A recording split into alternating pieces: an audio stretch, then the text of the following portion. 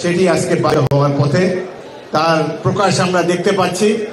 আমাদের প্রতিবেশী একটি রাষ্ট্র আবার আমাদের স্বাধীনতা সার্বভৌমত্বকে নিয়ে নানা ধরনের ষড়যন্ত্রে মেতেছে। সেই কারণেই এই ৭১-এর 14ই ডিসেম্বরের কথাটি উল্লেখ করলাম। তবে ইতিমধ্যে অনেক পানি গড়িয়ে গিয়েছে বুড়িগঙ্গায় দিয়ে। স্বাধীনতার অব্যবহিত পরে আমরা লক্ষ্য করেছি যে লক্ষ্যসমূহ ধারণ করে আমরা মুক্তিযুদ্ধে অংশগ্রহণ করেছিলাম। সারা জাতি যুদ্ধ করেছে। সাম্য, মানবিক মর্যাদা, সামাজিক ন্যায় বিচার, এই লক্ষ্যসমূহ অর্জনের জন্য অযুত মানুষ জীবন দিয়েছে। সারা জাতি যুদ্ধ করেছে। কিন্তু তৎকালীন ক্ষমতাসীন দল আওয়ামী লীগ তারা তাদের দলের সমৃদ্ধির জন্য ব্যস্ত ছিল।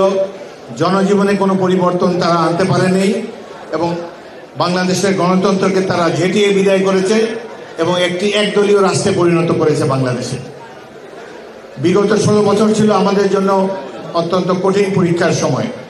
আমি বিএনপির সকল নেতা কর্মী আন্তরিক অভিনন্দন জানাই তাদেরকে, যারা 16টি বছর অনেক কষ্ট করেছেন জীবনের বিনিময়ে এবং এই ফ্যাসিস্ট বাহিনীর বিরুদ্ধে মোকাবেলা করেছেন পথে প্রান্তরে, যার ফলে যুদ্ধের শেষ পর্যায়ে জুলাই আগস্ট মাসে সাধারণ ছাত্ররাও এর সাথে যোগ দেওয়ার ফলে আমরা বিজয়ী হয়েছি এবং অবশেষে আমরা আবার একটি সুযোগ পেয়েছি।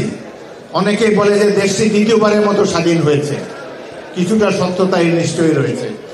আমরা আশা করব যে গণতন্ত্র প্রতিষ্ঠার জন্যে, যে ভোটাধিকার প্রতিষ্ঠার জন্য আমরা লড়াই করেছি, আমরা তার দ্বারপ্রান্তে উপনীত হয়েছি।